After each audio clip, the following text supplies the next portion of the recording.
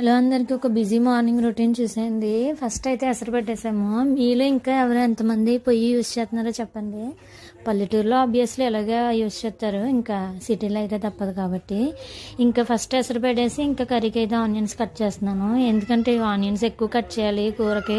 So అందువల్ల onions ఫాస్ట్గా cut చేసి ఓ పక్కనేమో టీ పెట్టేశాను మా కోసం, ఓ పక్కనేమో హాట్ వాటర్ కూడా పెట్టేసుకున్నాము.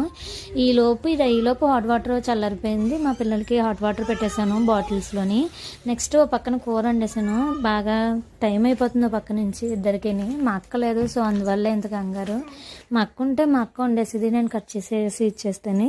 సో అక్క లేనందువల్ల ఇంకా కూర కూడా రెడీ అయిపోయిన తర్వాత దోశలో వేద్దామని నైట్ పిండి పట్టాను, కానీ రైస్ అంతా అలా ఉండిపోయింది. సో పిల్లల వరకు అంబలు చేసి వాళ్ళకి ఏదో ఒకటి చేసేద్దామని పిండి లోపల పెట్టేశాను.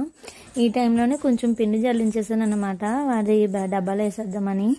ఈ బాక్స్లో పెట్టేసి ఇంకా వీడియో తీయలేదు. వాళ్ళని పంపించేసి వాళ్ళిద్దరిని సాఫీగా టీ తాగుతున్నాను. అంతే వీడియో.